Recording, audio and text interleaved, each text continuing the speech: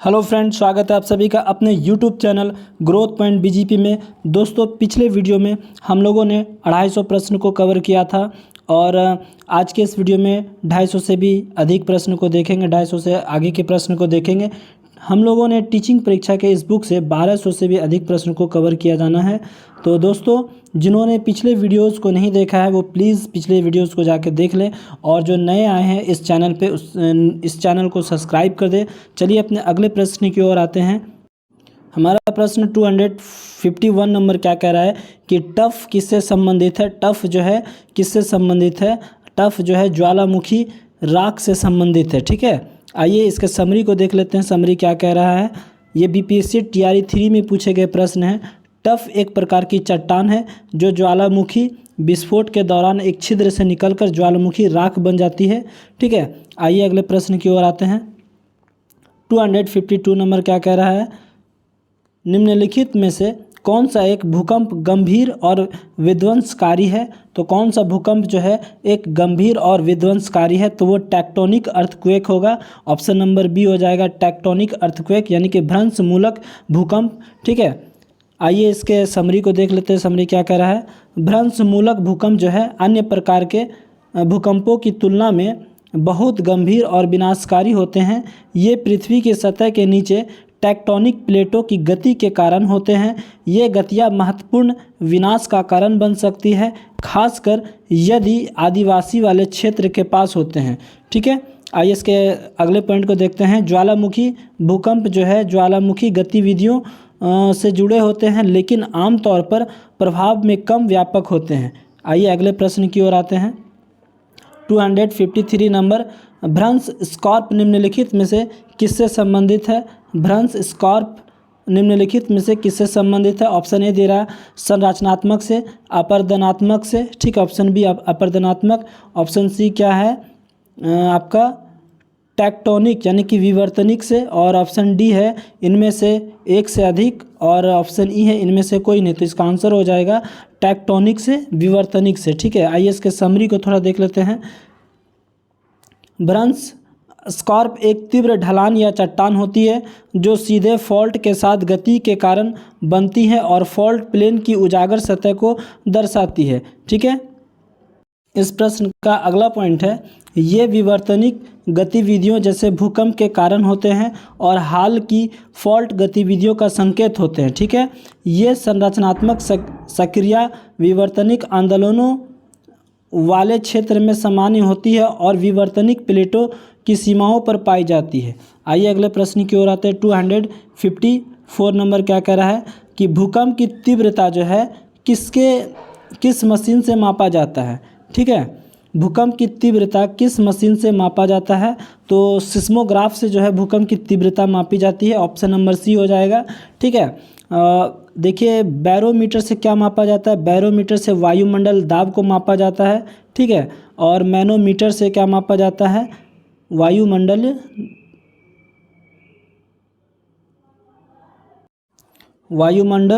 दाब।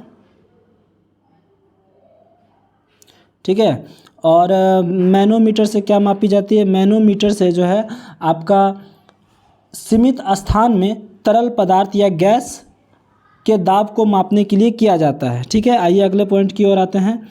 इसके समरी को देख लेते हैं। क्या कह रहा है समरी? सिस्मोग्राफ एक ऐसा उपकरण है जिसका उपयोग भूकंप की तीव्रता का पता लगाने और मापने के लिए किया जाता है। इसमें सेंसर होते हैं जो ज़मीन की हलचल को विद्युत संकेतों में बदल देते हैं। ठीक है, जिन्हें उपकरण संसाधित करता है और यह रिकॉर्ड करता है। आइए अगले प्रश्न की ओर आते हैं। 255 में निम्नलिखित में से कौन सा देश अमेजन नदी का बेसिन का एक हिस्सा है? ठीक है, निम्नलिखित में से कौन सा देश अमेजन नदी बेसिन का एक हिस्सा है? तो कौन सा हो जाएगा? वेनेजुएला हो जाएगा। ऑप्शन नंबर सी हो जाएगा। आइए इसके समरी को देख लेते हैं। अमेजन नदी जो है विश्व की सर्वाधिक विस्तृत एवं द्वितीय सबसे लंबी नदी है। ठीक है, यह दक्षिण अमेरिका महाद्वीप एवं एंडीज पर्वत से निकलकर दक्षिण अमेरिका देश Peru, Brazil, Bolivia, Ecuador, Colombia, Venezuela, Guyana और सूरीनाम के जल ग्रहण क्षेत्र से प्रवाहित होती हुई अटलांटिक महासागर में गिरती है। ठीक है, आइए इसके अगले प्रश्न की ओर आते हैं। 256 नंबर क्या कह रहा है? 256 नंबर क्वेश्चन कह रहा है कि पनामा नहर जो है निम्नलिखित में से किसको जोड़ती है? तो पनामा नहर जो है अटलांटिक महासागर एवं प्रशांत महासागर को जोड़ती है। ऑप्शन नंबर ए हो जाएगा, अटलांटिक महासागर एवं प्रशांत महासागर। ठीक है, आइए इसके समरी को देख लेते हैं। पनामा नहर अटलांटिक महासागर एवं प्रशांत महासागर को जोड़ती है। पनामा नहर जो है मानव निर्मित एक जलमार्ग है। यह पनामा जो है देश में स्थित है। ठीक है, आइए इसके अगले प्रश्न की ओर आते हैं। 257 नंबर क्या कह रहा है कि वायुमंडल की किस परत का तापमान सबसे कम होता है? तो वायुमंडल की किस परत का तापमान सबसे कम हो जाएगा? तो आपका आंसर हो जाएगा मध्यमंडल। ठीक है, मध्यमंडल, ऑप्शन नंबर सी हो जाएगा मध्यमंडल। ठीक है, आइए इसके समरी को देख लेते हैं। समरी क्या कह रहा है? वायुमंडल में कई गैसें का सांद्रण जो है पाया जाता है। यह सांद्रण भिन्न भिन्न ऊंचाई पर अलग अलग होते हैं। ठीक है, वायुमंडल की सबसे निचली परत क्षोभ मंडल स्थित है। ठीक है, यहाँ पर सभी मौसम संबंधित घटनाएं होती है, यानी कि मौसम संबंधित जितनी भी घटनाएं होंगी वो किस में हो जाएगी? क्षोभ मंडल में हो जाएगी। ठीक है, इसका तापमान जो है लगभग -58 डिग्री सेल्सियस होता है, जबकि समताप मंडल क्षोभ मंडल के ऊपर लगभग 10 से 50 किलोमीटर तक फैली है। यहाँ का तापमान लगभग 4 डिग्री सेल्सियस होता है। ठीक है, आइए अगले प्रश्न की ओर आते हैं। 257 हो जाएगा, 258 हो जाएगा। ठीक है, 258 नंबर क्या कह रहा है कि निम्नलिखित में से कौन सा विकल्प जो है पृथ्वी की सतह से होकर वायुमंडल परत को सही क्रम में दर्शाता है? ठीक है, तो क्या हो जाएगा? सबसे पहले क्षोभ मंडल, देखिए क्या कह रहा है, क्षोभ मंडल, समताप मंडल, मध्य मंडल, ठीक है, ताप मंडल और बहिर्मंडल। तो ऑप्शन नंबर ए हो जाएगा क्षोभ मंडल, फिर क्या हो जाएगा? समताप मंडल हो जाएगा, और मध्य मंडल हो जाएगा, ताप मंडल हो जाएगा, और लास्ट में क्या आ जाएगा? बहिर्मंडल हो जाएगा। आइए अगले प्रश्न की ओर आते हैं। 259 पे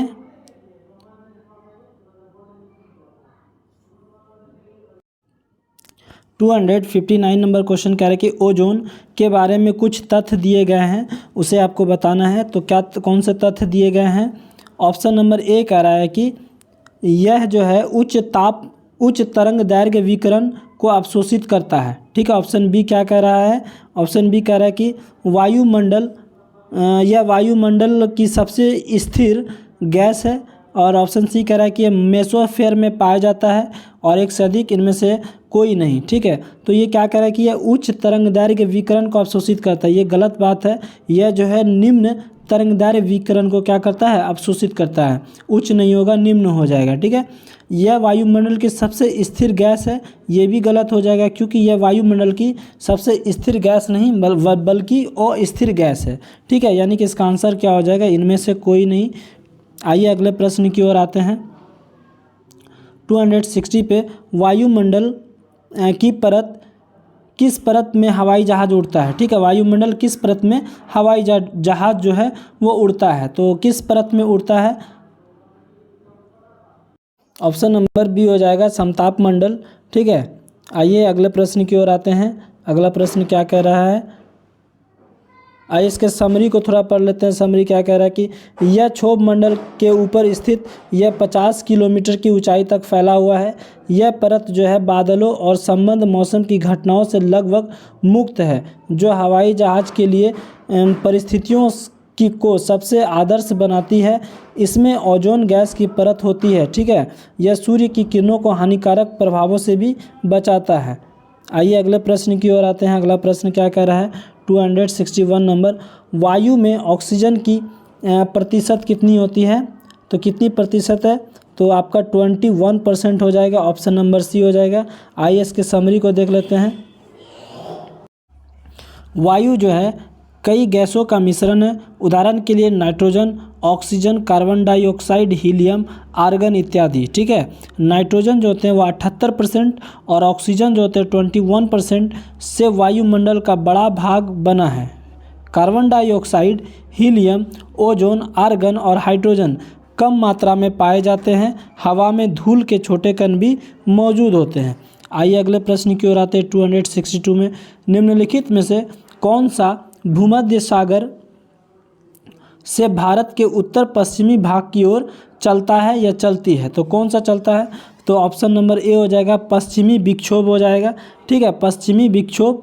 आइए अगले प्रश्न की ओर आते हैं 263 पे। तो क्या कह रहा है कि शीतकाल में उत्तर पश्चिम भारत में सक्रिय रहने वाले पश्चिमी विक्षोभ का उत्पत्ति स्थल क्या है? तो पश्चिमी विक्षोभ का उत्पत्ति स्थल जो है पश्चिमी एशियाई का भूमध्य सागर तट हो जाएगा। ऑप्शन नंबर सी, पश्चिमी एशियाई का भूमध्य सागर तट। ठीक है, आइए इसके समरी को देख लेते हैं थोड़ा। शीतकाल में उत्तर पश्चिम भारत में सक्रिय रहने वाली पश्चिमी विक्षोभ भूमध्य सागर क्षेत्र में उत्पन्न होने वाला एक तूफान है जो भारतीय उपमहाद्वीप के उत्तरी पश्चिमी भागों में शीत ऋतु में बारिश लाता है। और पश्चिमी विक्षोभ जो है भारतीय उपमहाद्वीप के निचले क्षेत्रों में हल्की माध्यम वर्षा और पहाड़ी क्षेत्रों में हिमपात लाने में सहायक होता है। ठीक है, आइए अगले प्रश्न की ओर आते हैं 264 नंबर में। सूची 1 को सूची 2 से सुमेलित करें, यानी कि मिलान करें। तो क्या कह रहा है? मिलान करना है। फोहेन जो है आपका दैनिक पवन से संबंधित है। और घाटी की चिनुक जो है ठंडी स्थानीय हवा से संबंधित है। और मिस्ट्रल जो है बर्फ़ खाने वाली हवा से संबंधित होगा। और चिनुक क्या हो जाएगा? गर्म स्थानीय हवा से हो जाएगा। ठीक है, आइए अगले प्रश्न की ओर आते हैं 265 नंबर। मिट्टी का निर्माण किस प्रक्रिया द्वारा होता है? तो मिट्टी का निर्माण जो है किस प्रक्रिया के द्वारा हो जाएगा? तो अपक्षय प्रक्रिया के द्वारा जो है मिट्टी का निर्माण हो जाएगा, अपक्षय प्रक्रिया के द्वारा। आइए इसके समरी को देख लेते हैं। मृदा का निर्माण यानी कि मिट्टी का निर्माण अपक्षय प्रक्रिया से होता है। अपक्षय या अपरदन के कारकों का चट्टान में विघटन होता है। चट्टानों के अपक्षयित पदार्थों के रंध्र में कुछ वायुमंडलीय गैस जैसे नाइट्रोजन, ऑक्सीजन आदि समावेशित हो जाते हैं। ठीक है, आइए अगले प्रश्न की ओर आते हैं। आइए प्रश्न नंबर 266 पे आते हैं। बॉक्साइट का सर्वाधिक उत्पादक है, कौन सा हो जाएगा? ऑस्ट्रेलिया हो जाएगा। ऑप्शन नंबर सी, ऑस्ट्रेलिया जो है बॉक्साइट का सर्वाधिक उत्पादक है। आइए इसके समरी को देखते हैं। ऑस्ट्रेलिया जो है विश्व का सबसे बड़ा बॉक्साइट उत्पादक देश है। चीन बॉक्साइट का दूसरा सबसे बड़ा उत्पादक है। ठीक है, बॉक्साइट एल्युमिनियम और गैलियम का अयस्क होता है। बॉक्साइट एक अवसादी चट्टान है। उल्लेखनीय है उड़ीसा भारत का सबसे बड़ा जो है बॉक्साइट उत्पादक राज्य है। ठीक है, आइए अगले प्रश्न की ओर आते हैं 267 पे। जीवाश्म ईंधन किस प्रकार के संसाधनों के उदाहरण हैं? तो जीवाश्म ईंधन जो है वो गैर नवीकरणीय संसाधनों के उदाहरण हैं। ठीक है, आइए इसके समरी को देख लेते हैं।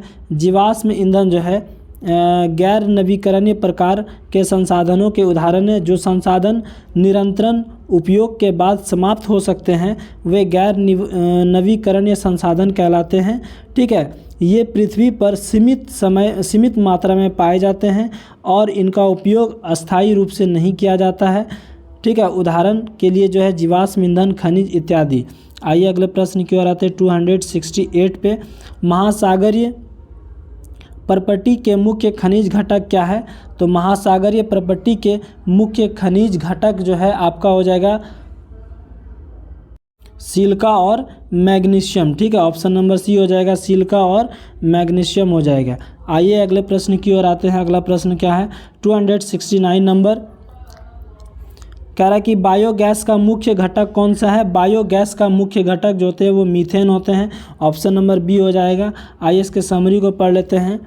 बायोगैस मुख्य रूप से मीथेन से बनी होती है जो आमतौर पर गैस मिश्रण का लगभग 50 से 75% होता है।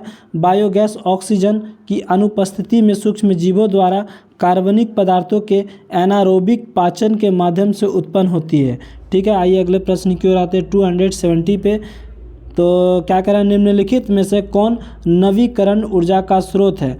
तो नवीकरण ऊर्जा का स्रोत कौन है, कोयला है, नाविक ईंधन है, पेट्रोलियम है, और ऑप्शन क्या दिया हुआ है, इनमें से एक से अधिक, इनमें से कोई नहीं। तो इसका आंसर हो जाएगा इनमें से कोई नहीं, क्योंकि नवीकरणीय जो होते हैं ऐसे ईंधन होते हैं, देखिए नवीकरणीय ईंधन ऊर्जा जो होते हैं ऐसे होते हैं जो पुनः प्राप्त जो है किया जा सकता है, ठीक है, उसे हम लोग क्या कहते हैं, नवीकरण ऊर्जा कहते हैं। लेकिन इसके ऑप्शंस में क्या दिया गया है कि आपका जो है कोयला, नाविक ईंधन, ये सब ऐसे जो है गैर नवीकरणीय ऊर्जा है जो कि एक बार उपयोग होने के बाद फिर दोबारा जो है इसे नहीं लाया जा सकता है, ठीक है। आइए अगले इसके समरी को देख लेते हैं, समरी क्या कह रहा है। नवीकरणीय ऊर्जा का वह स्रोत होता है जो स्वाभाविक रूप से कम समय में पुनः पूर्ति किया जा सकता है। इसके उदाहरण में सौर ऊर्जा, पवन ऊर्जा, जल विद्युत, भूतापीय ऊर्जा, ईंधन शामिल है, ठीक है। सूचीबद्ध विकल्पों में से जो भी है दिया गया विकल्प उसमें से वो सही नहीं होगा, इसीलिए इसका आंसर जो हो जाएगा ऑप्शन नंबर ई हो जाएगा। और आइए इसके अगले प्रश्न की ओर आते हैं। 271 पे जनसंख्या घटने से मानव भूमि का अनुपात क्या होगा। तो बढ़ेगा, घटेगा, स्थिर रहेगा, क्या हो जाएगा, बढ़ता है, ऑप्शन नंबर बी हो जाएगा। आइए इस अगले प्रश्न की ओर आते हैं। जनसंख्या घटेगी यदि जो है जन्म दर कम होगा और मृत्यु दर क्या हो जाएगी, अधिक हो जाएगी, तब जनसंख्या घट जाएगा, ऑप्शन नंबर सी हो जाएगा। आइए अगले प्रश्न की ओर आते हैं। 273 पे सुनहरा रेशा अभिप्राय है। सुनहरा रेशा किसका अभिप्राय है। तो सुनहरा रेशा जो है जूट का अभिप्राय यानी कि पटसन हो जाएगा, ऑप्शन नंबर सी हो जाएगा। अगले प्रश्न की ओर आते हैं। 274 नंबर क्या कह रहा है कि बलूचिस्तान में चालवासी का एक तंबू कहलाता है। बलूचिस्तान में चालवासी का तंबू क्या कहलाता है, कीजिसी कहलाता है, ऑप्शन नंबर ए हो जाएगा, कीजिसी कहलाएगा। आइए अगले प्रश्न की ओर आते हैं। 275 पे आ जाएंगे।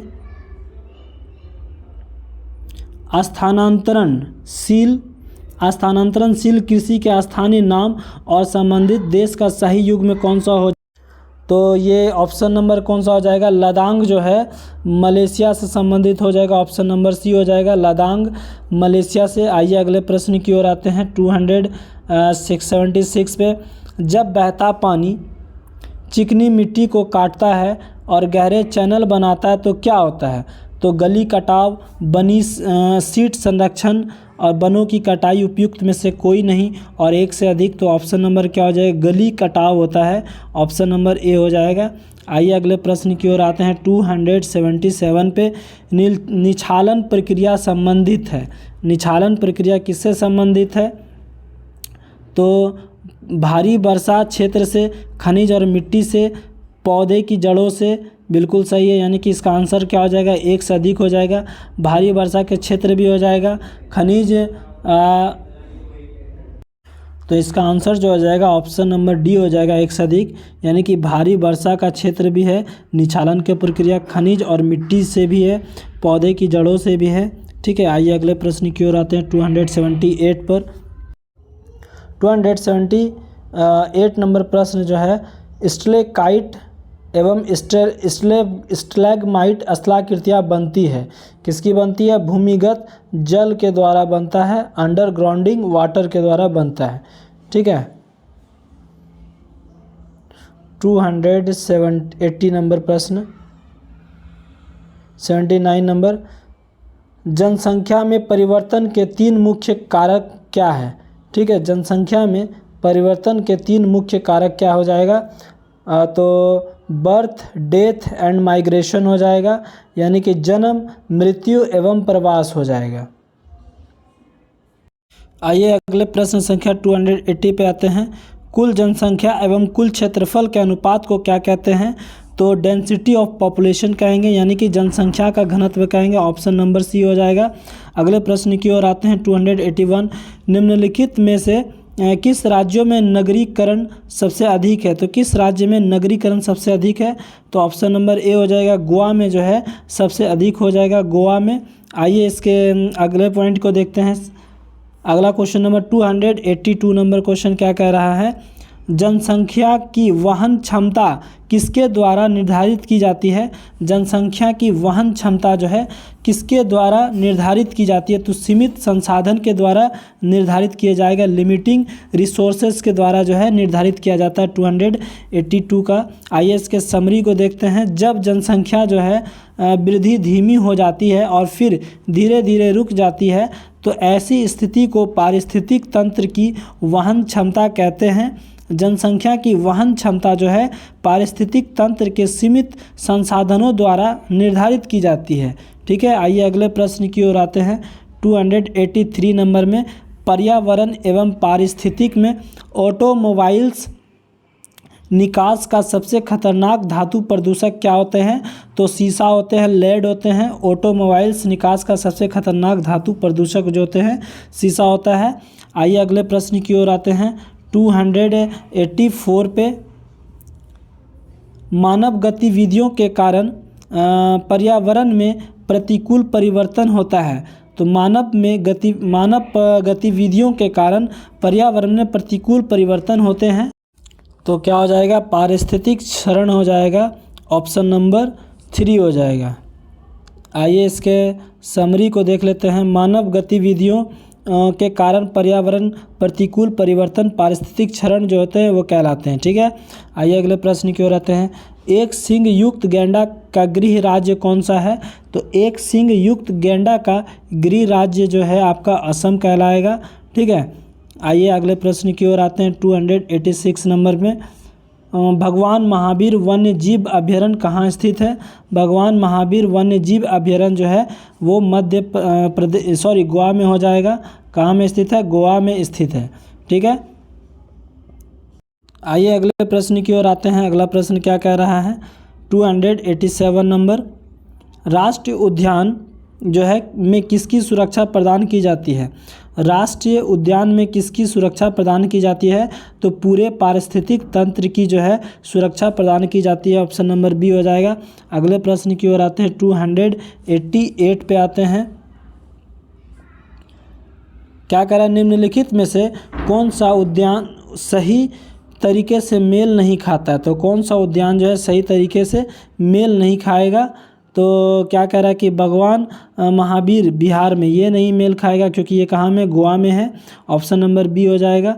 आइए अगले प्रश्न की ओर आते हैं। 289 में उड़ीसा में गुप्तेश्वर शिव मंदिर के पास स्थित प्रसिद्ध गुप्तेश्वर वन, जिसे हाल ही में चौथी जैव विविधता विरासत स्थल के रूप में घोषित किया गया, किस जिले में स्थित है, तो किस जिले में स्थित है, तो कोरापुट में स्थित है, ऑप्शन नंबर ए हो जाएगा। अगले प्रश्न की ओर आते हैं। 290 पे आ जाएगा। 290 नंबर क्वेश्चन क्या कर रहा है, पाँचवीं बाघ, ठीक है, पाँचवीं बाघ गणना रिपोर्ट 2022 के अनुसार भारत में बाघों की संख्या कितनी है, तो 3167 है। ठीक, ऑप्शन नंबर 1 हो जाएगा, 3167। आइए इसके समरी को पढ़ लेते हैं।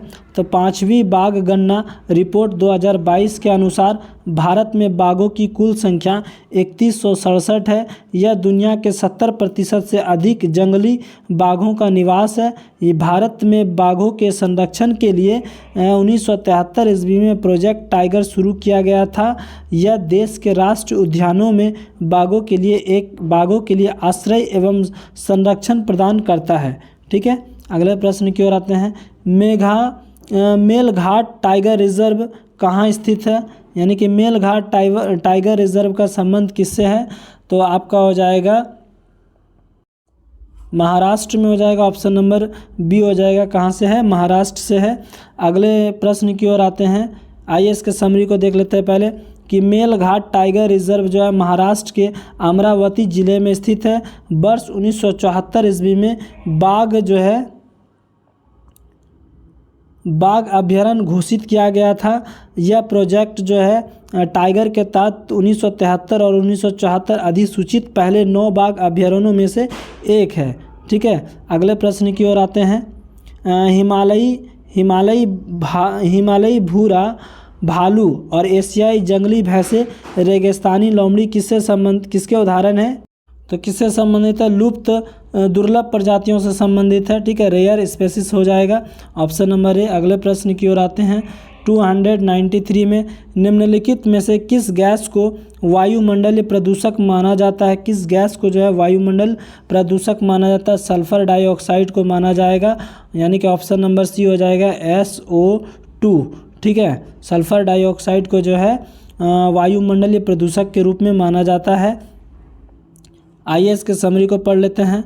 वायुमंडलीय प्रदूषण में वायुमंडल हानिकारक गैसें की मात्रा बढ़ जाती है। सामान्य रूप से carbon dioxide, carbon monoxide, sulphur के ऑक्साइड, नाइट्रोजन के ऑक्साइड, लेड इत्यादि जो है गैस प्रमुख वायु प्रदूषक है। ऑक्सीजन एवं आर्गन प्राकृतिक रूप से वायु के भाग है, अतः सल्फर डाइऑक्साइड जो होते हैं वायुमंडल के प्रदूषक हैं, ठीक है। 294 नंबर, किस राज्य में रक्षाबंधन को वृक्ष सुरक्षा दिवस के रूप में मनाया जाता है? तो किस राज्य में मनाया जाता है? तो बिहार में मनाया जाता है, ऑप्शन नंबर सी हो जाएगा बिहार में, ठीक है। 295 नंबर क्वेश्चन क्या कह रहा है कि निम्नलिखित में से कौन सा जैव निम्नीकरण पदार्थ नहीं है?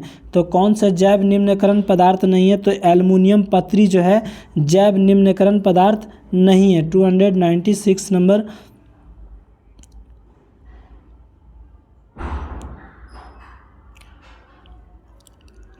तो प्रश्न कह रहा है कि वह जानवर जो मुख्यतः मांस खाता है वो क्या कहलाता है? तो जो जानवर मांस खाएगा उसे मांसाहारी जानवर कहेंगे, ठीक है।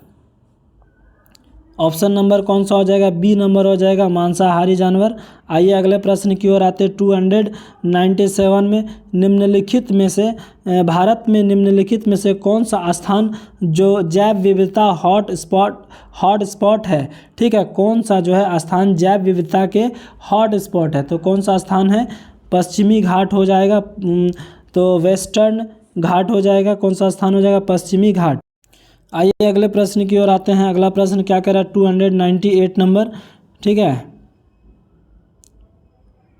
298 नंबर, केरल की शांति घाटी, ठीक है, केरल की शांति घाटी संरक्षित है क्योंकि इनमें पौधे और जानवरों की बहुत ही दुर्लभ प्रजातियां पाई जाती है। तो क्या हो जाएगा? ऑप्शन नंबर ए हो जाएगा, केरल की शांति घाटी संरक्षित है क्योंकि इसमें पौधे और जानवरों की दुर्लभ प्रजातियां पाई जाती हैं। आइए अगले प्रश्न की ओर आते 299 पे भारत